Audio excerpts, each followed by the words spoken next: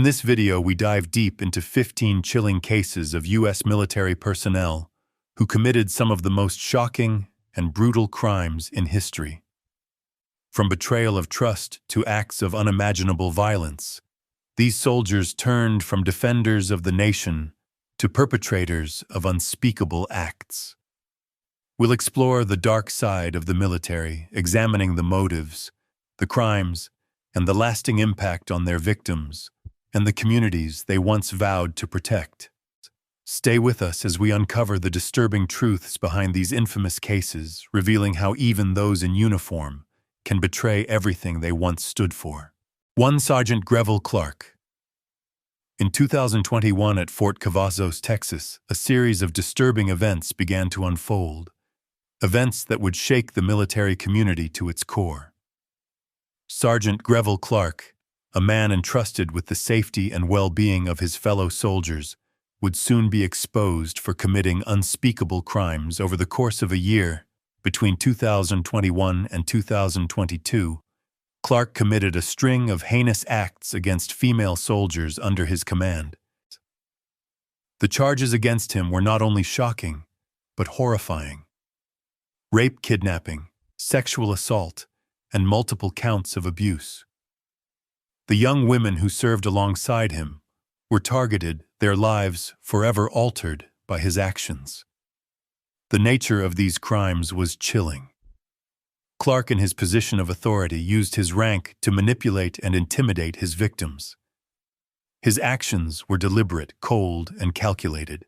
He lured his victims with promises of safety only to violate that trust in the most violent and brutal ways imaginable.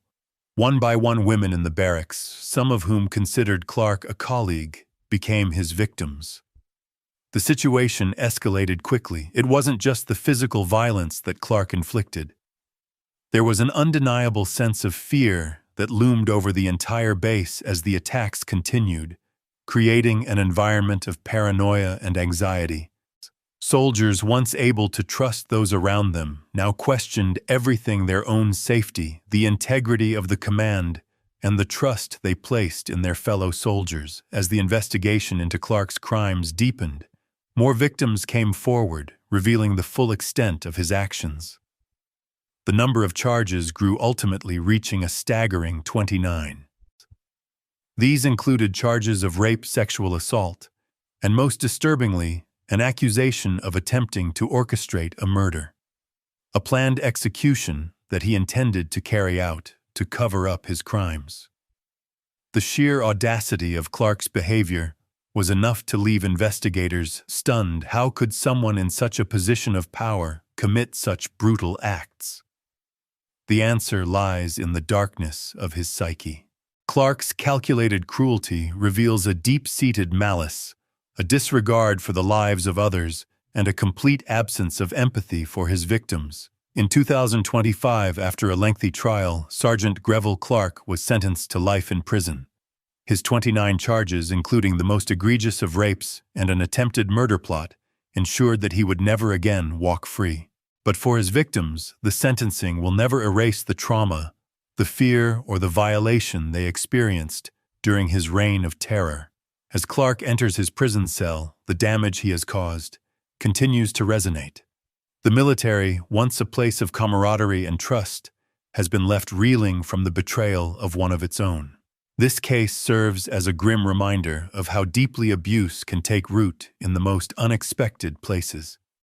The legacy of Sergeant Grl Clark's crimes will endure not only for those who suffered at his hands, but for everyone who witnesses this dark chapter in military history. His actions will echo in the halls of Fort Cavazos, a constant reminder that evil can sometimes hide in plain sight.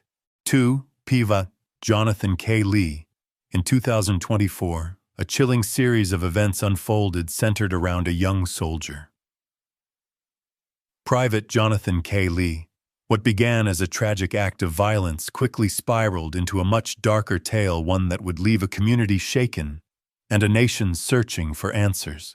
It all started with the brutal murder of a local taxi driver.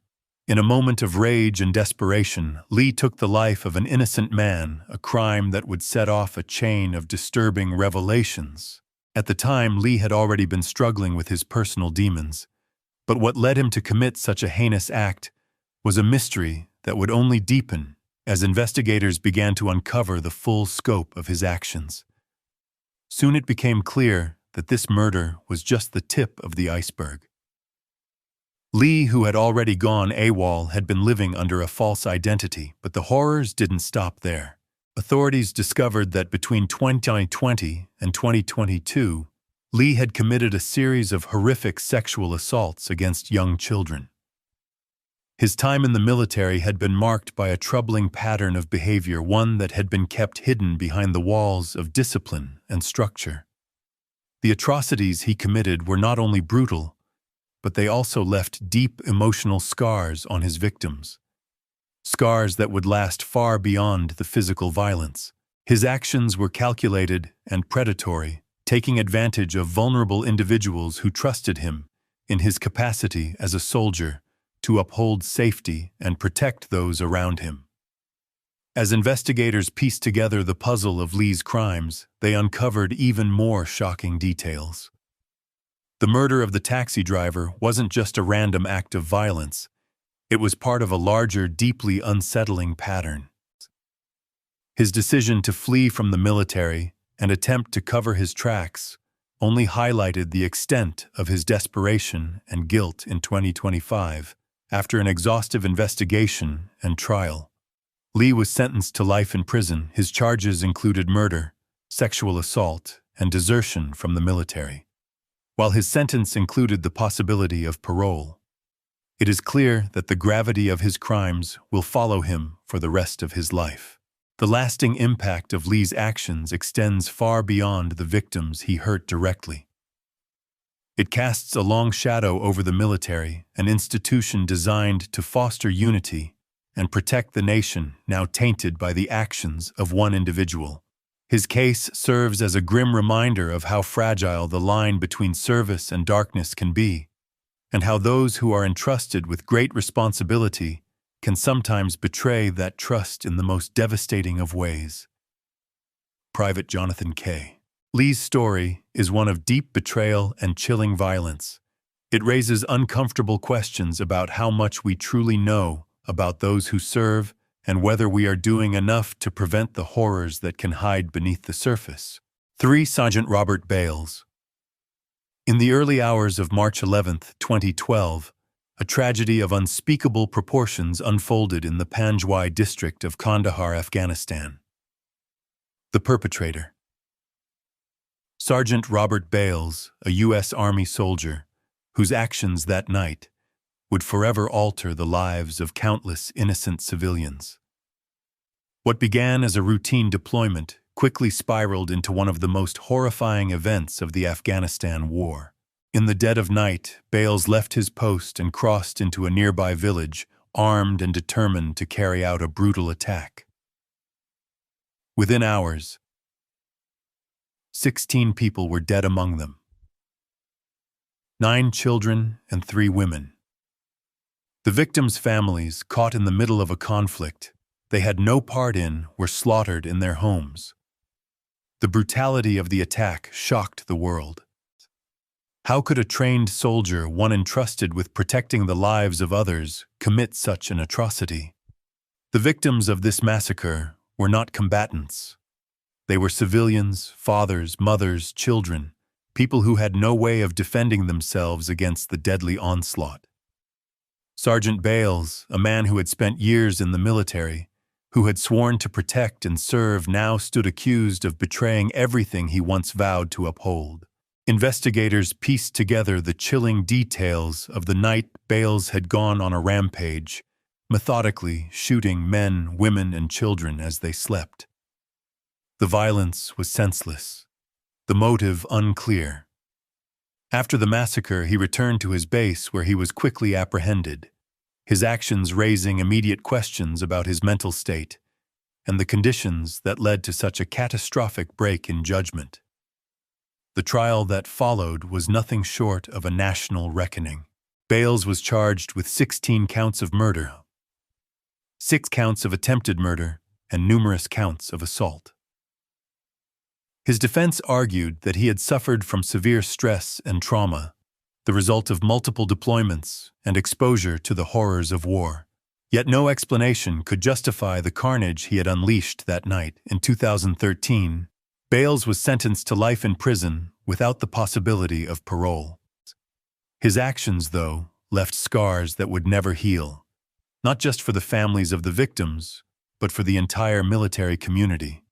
His case raised troubling questions about the effects of combat stress, the psychological toll of war, and the capacity for violence that can lie within even those who are supposed to protect.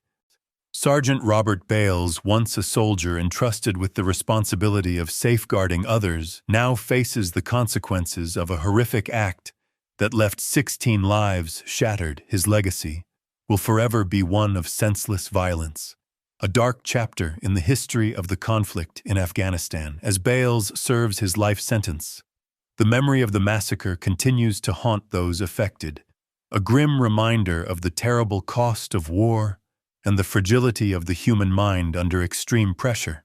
For Derek Miller, in 2010, during the heat of the war in Afghanistan, a tragic and controversial incident occurred that would change the life of one soldier forever. Derek Miller, a U.S. Army soldier, found himself at the center of a case that would raise difficult questions about the conduct of soldiers during combat and the moral dilemmas faced in the chaos of war. Miller was stationed in Afghanistan, where he served as part of a unit tasked with intelligence gathering and battlefield interrogations. One fateful day, while on a mission, Miller participated in a controversial battlefield interrogation. The incident quickly escalated, and in a moment of intense pressure and confusion, Miller took the life of an Afghan civilian. This was not a soldier engaged in combat with an enemy. It was a civilian, someone caught in the tragic reality of war, whose life was senselessly cut short. What led to this decision? Was it the stress and fear of the moment, the intensity of war, or something darker? The details remain unclear. What is known is that the killing, though presented as an isolated incident, was one of a series of actions that would haunt Miller's conscience and place him at the heart of a larger controversy. Following the killing, Miller was quickly apprehended and returned to the United States, where he faced a military trial. The charges were grave, premeditated murder conduct, unbecoming of a soldier, and violations of the rules of engagement. In 2011, Derek Miller was sentenced to life in prison without the possibility of parole, a conviction that shocked many in the military and civilian communities alike. Was this the result of a single mistake in the heat of battle? Or was it a reflection of deeper systemic issues that can arise in the extreme pressures of war? The case of Derek Miller became part of a larger discussion surrounding the actions of soldiers in war zones, particularly within the group of men known as the Leavenworth 10. This group, which includes soldiers who were sentenced to long prison terms for acts committed during combat, sparked a nationwide debate over the fairness of military justice and the treatment of soldiers dealing with the psychological toll of war. While some believed Miller's actions were an isolated instance of misconduct, others saw him as a casualty of the moral ambiguities of modern warfare. For Miller, the conviction and life sentence were only the beginning of a long and difficult journey. While many believed he had been a victim of the military system, others felt his actions could not be justified, regardless of the circumstances. But in 2019, after serving 8 years of his life sentence, a remarkable turn of events occurred. Derek Miller's sentence was commuted, and he was released from prison, an act that drew mixed reactions from both the public and the military community. His release sparked debates over whether justice had been truly served, or whether he had been given an undeserved second chance. For some, the question was simple. Was Miller a soldier who had lost his way in a brutal war, or was he a man who took an innocent life and should face the consequences of his actions? As Derek Miller walks free today, the echoes of his past actions continue to reverberate. His case serves as a poignant reminder of the complexities of war, the moral struggles faced by those who serve, and the long-lasting impact that one decision can have not just on a soldier, but on an entire nation. 5. Dwight J. Loving. In 1988, a quiet military base in Fort Hood, Texas, became the setting for a chilling crime spree that would leave 2 men dead and a community in shock. Dwight J. Loving, a soldier entrusted with the responsibility of serving his country, would soon be exposed for committing an act of violence that would alter his life and the lives of many others forever. The crime began as a robbery gone wrong. Loving, in need of money, targeted 2 taxi drivers who had no idea that their fates had already been sealed. In separate incidents, Loving murdered both men during attempted robberies. What should have been routine taxi fares turned into brutal, senseless killings. Loving's actions were cold and calculated, his motive driven by greed and a disregard for human life. The murders were not random acts of violence. They were part of a larger disturbing pattern. Loving, a soldier who had sworn to uphold the law and protect others instead, betrayed that trust in the most unforgivable way. The coldness with which he carried out these murders stunned investigators and the public alike. These were not isolated moments of rash decision-making. This was a deliberate and brutal crime. As authorities pieced together the details of the killings, they quickly apprehended Loving. The trial that followed revealed a shocking contrast to the image of the soldier who had once proudly served in the U.S. Army. Loving's defense argued that his actions were the result of stress and personal struggles, but the jury would not be swayed. The evidence was clear, and in 1989, Dwight Loving was sentenced to death for the murders of the 2 taxi drivers. For nearly 3 decades, Loving sat on death row awaiting his fate. His case, however, would not be settled with a quick execution. Instead, the questions surrounding his crime, his motivations, and his punishment would grow more complex over time.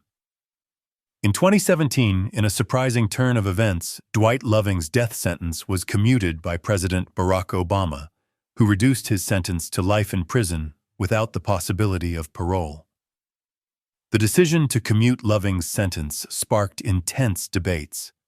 Was it a sign of mercy, or did it reflect a broader question about the fairness of the death penalty in the United States? Some viewed it as an opportunity for redemption, a chance for Loving to reflect on his past and make amends, while others believed he should have faced the ultimate consequence for his crimes. For Loving, this commutation marked the end of his long wait for execution. But it did little to erase the pain caused by his actions. The victims' families, still grieving the loss of their loved ones, were left to ponder the decision. Would the commutation of his sentence bring closure, or would it leave the wounds of the past open? As Dwight Loving continues to serve his life sentence, the murders he committed in 1988 remain etched in the memories of those affected. His case serves as a stark reminder of the irreversible consequences of violence and the complexity of justice. While Loving may never walk free again, the moral questions surrounding his actions and his subsequent sentence will continue to be debated for years to come. 6. Ryan G. Anderson. In the early 2000s, as the United States found itself embroiled in a global fight against terrorism, one soldier, Ryan G. Anderson, would become the focal point of a deeply troubling case. Anderson, a U.S. Army soldier, was accused of betraying his country in the most unforgivable way by attempting to provide classified military information to al-Qaeda, the terrorist organization responsible for the attacks on September 11, 2001. The story begins in 2004, during a time when the U.S. military was heavily engaged in the wars in Afghanistan and Iraq. Anderson, stationed at a military base, had access to sensitive information, including details about troop movements and operations. His position gave him the means to do serious harm, but what drove him to betray the very nation he had sworn to protect. The investigation into Anderson's actions was methodical. Authorities uncovered evidence that he had begun communicating with al-Qaeda operatives seeking to provide them with critical military intelligence that could potentially cost countless lives. His motive was unclear at first. Was it ideological, a misguided belief in the cause of the enemy, or was it something darker? Whatever the reason, Anderson's actions were considered nothing short of treasonous. The severity of the crime was undeniable. Betrayal of this magnitude posed a grave threat to national security and the safety of military personnel.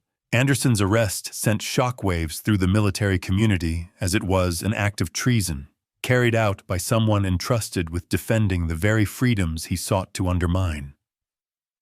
As the case unfolded, the depth of Anderson's actions became apparent. The plan to provide information to al-Qaeda was more than just a theoretical gesture. It was an active attempt to aid those who had declared war on the United States. It raised unsettling questions about the vulnerabilities within the military and how deeply a soldier's allegiance can be tested. In 2004, just months after his arrest, Ryan G. Anderson was convicted. The evidence against him was overwhelming, and the severity of his crime led to a harsh sentence. Anderson was sentenced to life in prison with the possibility of parole, a rare outcome for someone convicted of such a serious offense. His sentence, though not a death sentence, left many wondering if mercy was truly justified, or whether the full weight of his betrayal should have resulted in a harsher punishment. The decision to grant parole eligibility was a point of contention. Some believed that Anderson's willingness to help the enemy was so grave that he should never be released, while others pointed to the possibility of rehabilitation and the chance for him to reflect on the consequences of his actions. In the years following his conviction, Anderson's case continued to spark debates about justice, redemption, and the limits of forgiveness. Could someone who had once been a part of the very force meant to protect the country truly change, or was his betrayal something that could never be undone? As Ryan G. Anderson continues to serve his sentence, the questions surrounding his motivations and his eventual release linger. His case serves as a chilling reminder of the thin line that exists between loyalty and betrayal, and the complex, often painful decisions that shape the lives of those who serve. 7. Stephen D. Green. In 2006, in the midst of the Iraq War, a dark and shocking chapter unfolded. Stephen D. Green, a U.S. Army soldier, committed a crime so heinous that it would reverberate far beyond the battlefield. His actions that night would forever alter the lives of innocent civilians, raise serious questions about the integrity of military conduct, and serve as a grim reminder of the brutal realities of war. The crime took place in the small village of Mahmoudiya, located just south of Baghdad. Green, along with several fellow soldiers, was stationed there during one of the most violent periods of the war. What occurred in that village on March 12, 2006, was not a combat operation, but a violent and senseless act against civilians. Green, who had once sworn to protect others, participated in an unthinkable series of crimes. Along with his comrades, he entered the home of an Iraqi family, a family that had done nothing to deserve the horrors about to unfold. What followed was the rape and brutal murder of a 14-year-old girl, along with the killings of her parents and younger sister. Afterward, the soldiers set fire to the house, attempting to cover their tracks, leaving behind a scene of devastation. The violence was merciless. The victim, a young girl, and her family were not casualties of war, but innocent civilians who were subjected to unimaginable brutality. The soldiers' actions were not acts of self-defense or combat, but of cold-blooded aggression. The family's death marked a turning point, an event that would shock the world and forever stain the reputation of those responsible for the crime. The story might have ended there, with no justice ever served, but the military investigation eventually uncovered the truth. Green, one of the soldiers involved, was arrested and charged. As the details of the crime came to light, They were both appalling and heartbreaking. The sheer brutality of the crime shocked the public and led to widespread condemnation. In 2009, Stephen D. Green stood trial for his actions. His crime, which was fueled by nothing more than unchecked violence and a disregard for human life, led to his conviction on multiple charges, including murder, rape, and war crimes. He was sentenced to life in prison without the possibility of parole. The sentencing was met with mixed emotions. For some, it was a small measure of justice for the victims whose lives had been brutally stolen from them. But for others, it raised deeper questions about the costs of war and about how the moral boundaries of soldiers in combat can sometimes be pushed to their breaking point. The case of Stephen D. Green serves as a powerful reminder of the dark side of war. It calls into question how in certain situations, the very individuals who are sworn to protect can become perpetrators of unthinkable violence. The tragedy in Mahmoudiya is not just a story of one man's actions, but a reflection of the psychological and moral toll that war can inflict. Green now spends his life in prison, and though the physical wounds of his crimes cannot be undone, his life sentence ensures that he will never walk free again. For the victims' families, the scars of that night will never fade. The loss they endured is immeasurable, and the world can only hope that such violence will never be repeated again. 8. John Diamond. In 2000, a quiet, unsettling tragedy unfolded at an Air Force base in North Carolina. John Diamond, a U.S. Air Force airman, would go on to commit a crime that would leave a lasting impact on the military community and raise questions about the hidden tensions within the ranks. The victim. Captain Frank "Marty" Thier was a respected officer in the Air Force. He had built a reputation for being a dedicated and reliable leader. Thier, however, would become the target of an inexplicable and violent act that seemed to come out of nowhere. His life would be taken by someone who had once served alongside him. The killer was John Diamond, a man whose troubled history in the military would set the stage for the devastating events that followed. Diamond had a history of personal struggles, a combination of anger issues and psychological challenges that made it difficult for him to maintain the discipline required by the military. His frustrations would ultimately lead to a conflict with Thier, a disagreement that tragically would escalate into violence. The details of what transpired are chilling. On the night of June 13, 2000, Diamond confronted Captain Thier in a series of heated exchanges. In what appeared to be an emotional and impulsive decision, Diamond shot and killed Thier in cold blood. The violence was sudden and the loss of life was immediate. Thier's death not only shocked his colleagues, but also sent ripples through the tight-knit military community, where a crime like this was almost unimaginable. The investigation that followed uncovered the chilling reality of Diamond's motivations. It became clear that the murder was not the result of combat or war, but of internal conflict and deep personal issues that had festered for years. Diamond had allowed his grievances and frustrations to fester, ultimately leading to the senseless killing of his commanding officer.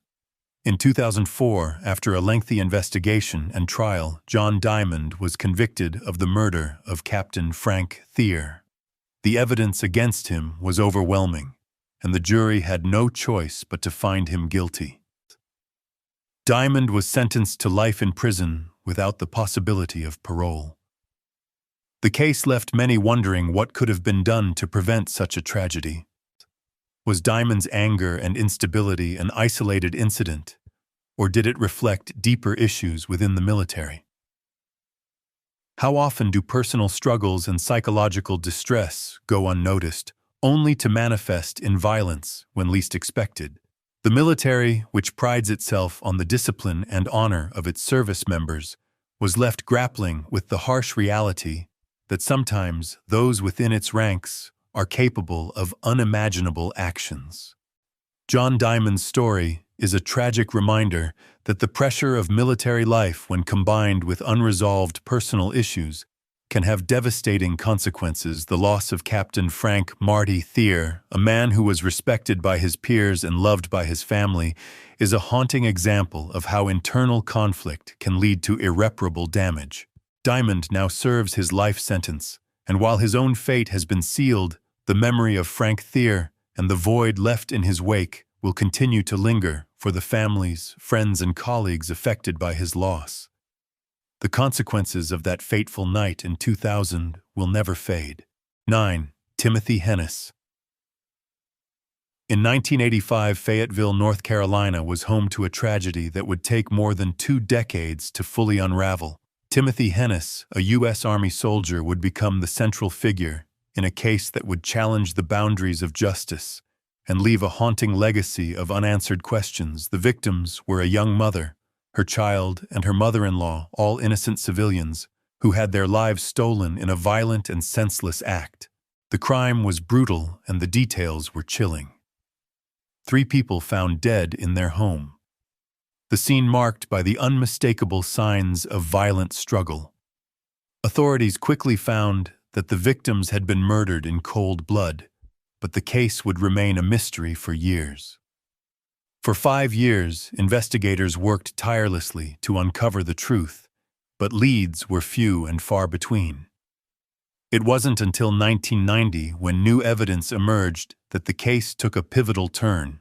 The evidence pointed to Timothy Hennis, a soldier with no known motive, but a troubling connection to the victims. His estranged wife had once been married to one of the victims' sons. Despite this, there was still little concrete proof tying him directly to the murders. In 1990, Hennis was arrested and charged with the killings.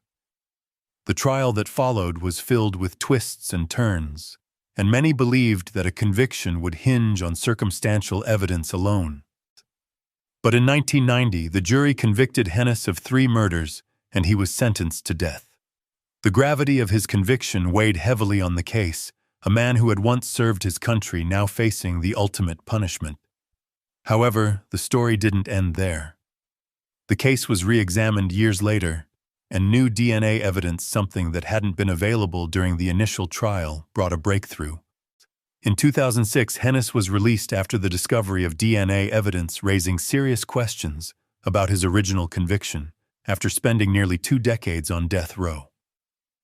Hennis was exonerated, and the case against him appeared to have fallen apart. But the legal system wasn't finished with Hennis. In 2008, a remarkable turn of events occurred. The case against him was reopened, and new evidence was presented in court. With the evolving science of DNA testing and advancements in forensic analysis, the case was revisited. This time, Hennis would be retried, and in 2010 he was convicted again, this time for the murders of the 3 victims. Despite the retrial and the conviction, Hennis's punishment was far less severe than it had originally been.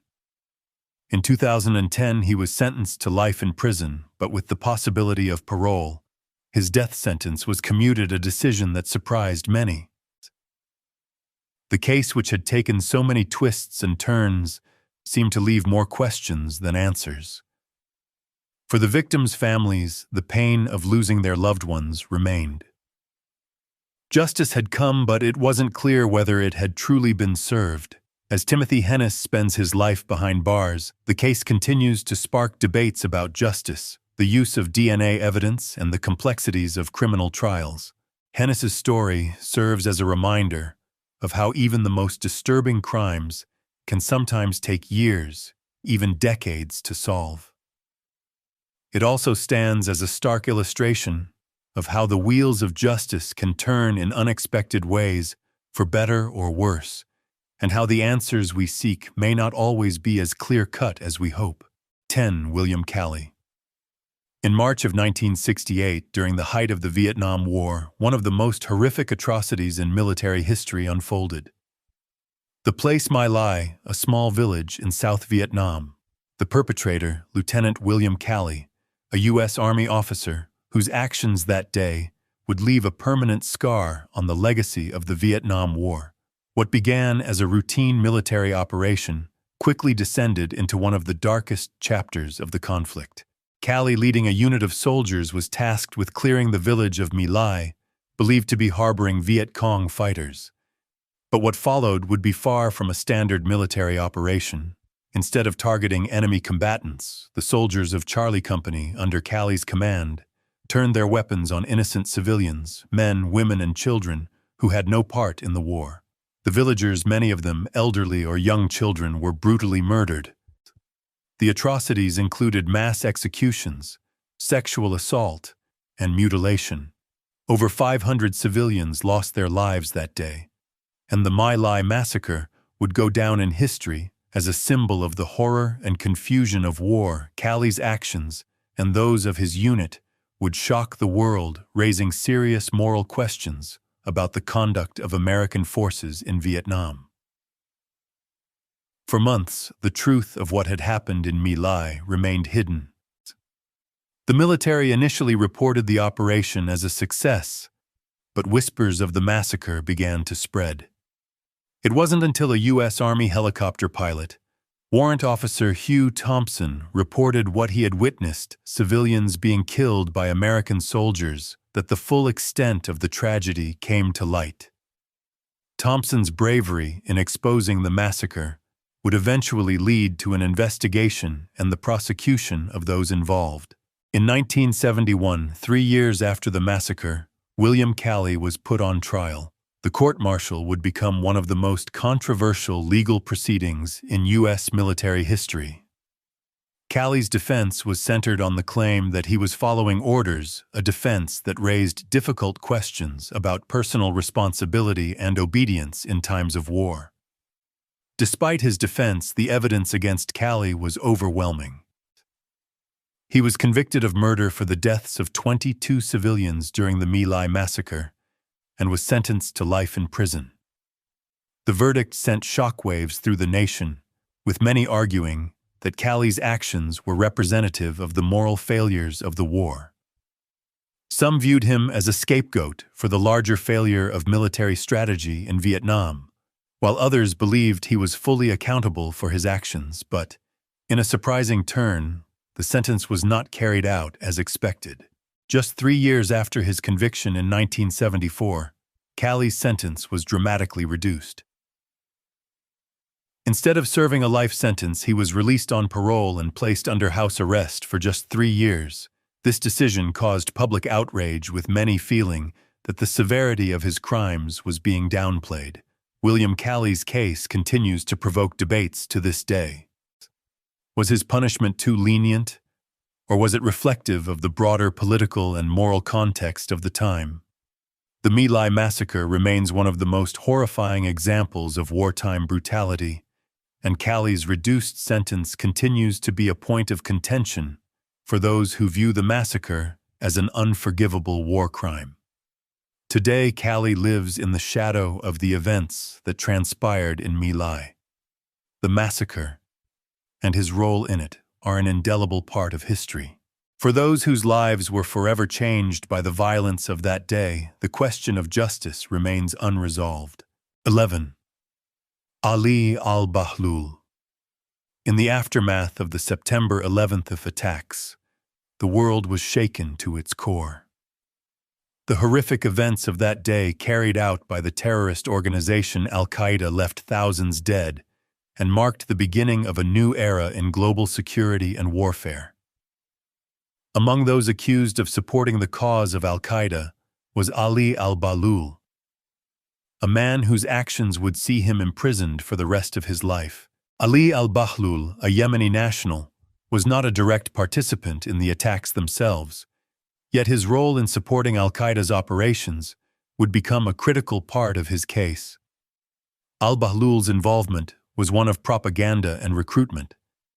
He was accused of producing and distributing videos that glorified al-Qaeda's violent ideology, inciting others to commit acts of terror in the name of jihad. In 2001, after the 9/11 attacks, al-Bahlul was captured in Afghanistan. He was believed to have been working closely with al-Qaeda, aiding their efforts to spread their extremist views to a wider audience. His videos, which featured the terrorist group's leaders, and propagandized their violent actions were not only an attempt to recruit, but also to instill fear in the West and legitimize their brutal cause. These films were used as tools to rally support and inspire further attacks, making al-Bahlul's actions a crucial piece of al-Qaeda's broader strategy.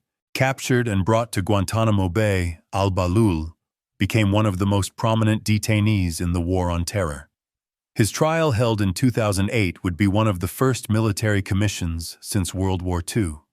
To handle such a case, al-Bahlul was charged with conspiracy to commit war crimes and providing material support to terrorism. The evidence against him was clear. He had helped spread al-Qaeda's ideology and its call for violence, which directly contributed to the group's operations. The trial was significant, not only for its implications for al-Bahlul, but for its place in the broader context of military law and the fight against terrorism. His conviction sent a clear message about the responsibility that individuals bear in supporting terrorism, even if they do not physically participate in attacks themselves. In 2008, al-Bahlul was sentenced to life in prison without the possibility of parole. His conviction sparked discussions on the limits of free speech and the role of the military justice system in dealing with terrorism. While some argued that al-Bahlul's role as a propagandist and recruiter justified the harsh sentence, others questioned the fairness of holding someone accountable for spreading ideology without direct involvement in violence. Regardless, the sentence was a stark reminder of how deeply terrorism can take root, not just through violent action, but through the spread of dangerous ideas. Ali al-Bahlul now remains imprisoned, serving his sentence at Guantanamo Bay, where his case continues to be cited in discussions about terrorism, national security, and the reach of military justice. For many, his story serves as a powerful example of how the fight against terrorism is not limited to combatants on the battlefield, but extends to those who propagate its ideology. As al-Bahlul's time in prison stretches on, the questions surrounding his case remain unresolved. How do we balance justice with freedom of speech? And to what extent can we hold individuals accountable for actions that, while not physically violent, contribute to the destruction of countless lives? 12. Clyde Lee Conrad.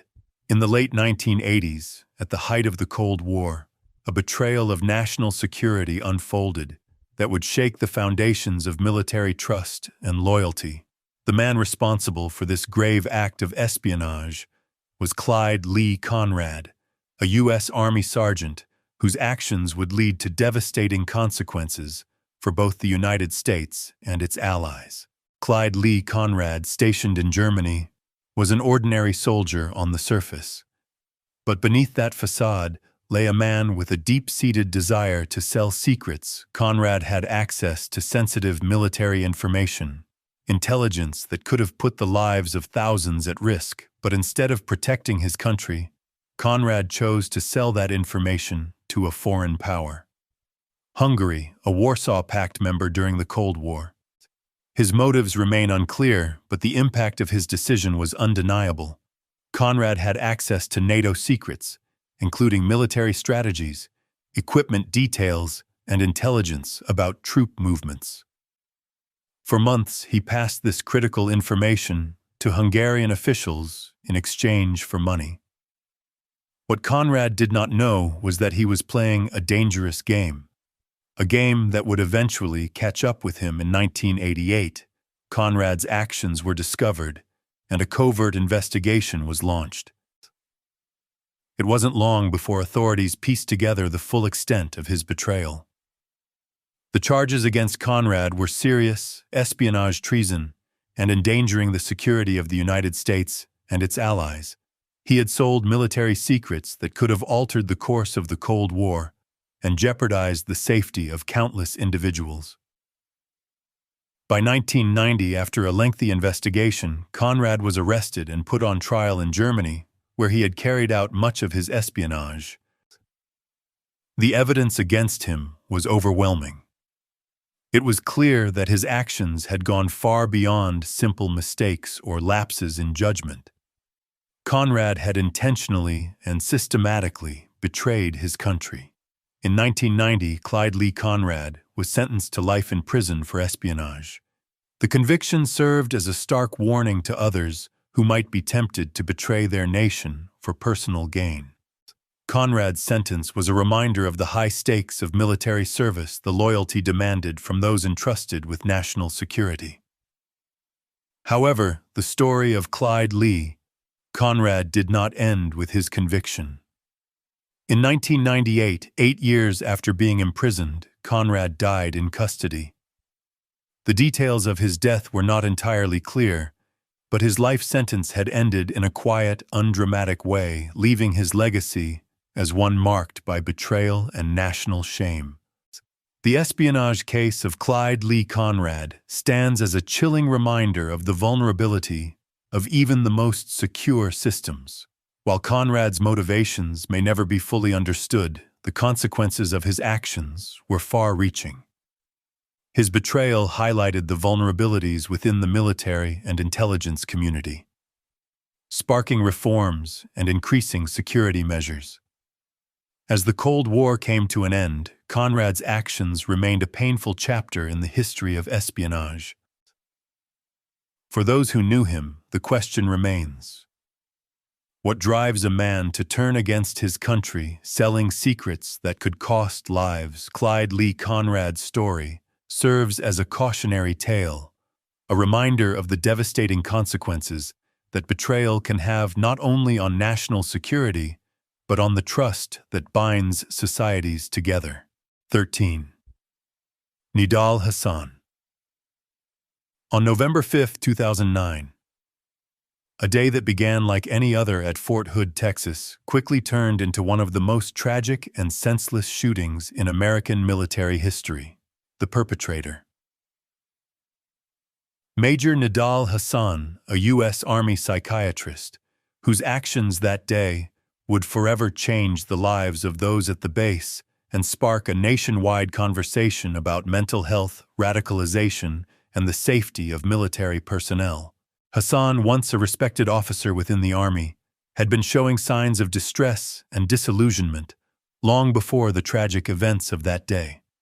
His colleagues and superiors had noticed changes in his behavior, including an increasing interest in extremist ideologies and a growing sense of alienation. But no one could have predicted the horrifying outburst that would unfold in a crowded processing center at Fort Hood. On that fateful day, Hassan, armed with a semi-automatic pistol, opened fire in a crowded building, targeting soldiers who were waiting to process for deployment to the Middle East. The violence was swift and brutal. Within minutes, 13 people were killed, and more than 30 others were injured. The scene was one of chaos and confusion, as soldiers and civilians scrambled for cover, while first responders rushed to the scene in an attempt to save lives. Hassan's motives were unclear in the immediate aftermath of the attack. Some believed it was the result of a personal breakdown, while others pointed to his growing radicalization and connection to extremist views. Before the shooting, Hassan had reportedly been in contact with al-Qaeda sympathizers, raising questions about whether his actions were politically or ideologically driven. But what was clear was the devastating impact of his actions, the lives he took, the families left behind, and the deep trauma inflicted on the community at Fort Hood. After a brief standoff with law enforcement, Hassan was subdued and arrested. In the months that followed, investigations revealed disturbing details about his mental state and motivations. His trial, which began in 2013, was marked by an unsettling sense of disbelief. How could a man trusted with the mental well-being of his fellow soldiers commit such an atrocity? Hassan was found guilty of 13 counts of premeditated murder and 32 counts of attempted murder. The evidence was overwhelming, and his actions were seen as a betrayal of the very institution he had sworn to serve. In 2013, he was sentenced to death by lethal injection, a punishment that would reflect the gravity of his crimes. Today, Nidal Hassan remains incarcerated at the United States Disciplinary Barracks at Fort Leavenworth, serving his life sentence. Despite his conviction and sentence, his case continues to spark debates about the causes of his violent actions. The failure to recognize warning signs and the potential for radicalization within the military. The tragedy at Fort Hood serves as a stark reminder of how deeply hidden dangers can manifest in the most unexpected places. It raises difficult questions about the responsibility of the military to identify and address the psychological and ideological factors that might lead someone to commit such violence. For the families of the victims, the wounds of that day will never heal. The events of November 5, 2009 will forever remain a painful chapter in the history of Fort Hood, and a somber reflection of the complexities of violence, mental illness, and extremism within military institutions. 14. Ronald Gray. In 1986, a series of horrifying crimes shocked the nation. Ronald Gray, a U.S. Army soldier stationed at Fort Bragg, North Carolina, would soon be linked to a spree of violent acts that would leave 4 women dead and many others scarred for life. His crimes, which included murder and sexual assault, would make him one of the most notorious criminals in U.S. military history. The first known victims were 2 women who were brutally attacked, raped, and murdered within the span of just a few months. The fear that spread throughout the community was palpable. Women in the area were terrified, wondering if they were next, but the true extent of Gray's crimes would only become clear as more bodies were discovered. As investigators pieced together the details, it became evident that Gray's attacks were not isolated incidents. He had been systematically targeting vulnerable women, abducting, assaulting, and killing them in a calculated manner. Over the course of several years, he would go on to murder 2 more women, while also committing multiple sexual assaults on others. The violence was horrific and deliberate. Each attack carried a chilling signature, with Gray often leaving behind evidence that would later tie him to the crimes. The brutality of his actions, combined with his position as a soldier sworn to protect others, made his case even more disturbing. In 1987, Gray was finally apprehended after being linked to the crimes through forensic evidence and witness statements. The investigation revealed a pattern that left little doubt of his guilt. He had used his status within the military to manipulate and control his victims, luring them with false pretenses, before subjecting them to unimaginable violence. The trial that followed in 1988 was swift. The evidence against Gray was overwhelming, and he was convicted of the murders of 4 women and the sexual assault of 8 others. His crimes were not just a violation of the victims' lives, but also a breach of the trust placed in him. As a member of the U.S. Army, Gray was sentenced to death by lethal injection, a sentence that was meant to reflect the severity of his actions. But even after more than 3 decades, Gray remains on death row, waiting for the ultimate punishment to be carried out. His case has been one of legal complexity, with appeals and delays dragging out the final resolution. The fact that Gray has not yet been executed has sparked controversy. Some argue that his death sentence should have been carried out long ago, given the brutal nature of his crimes.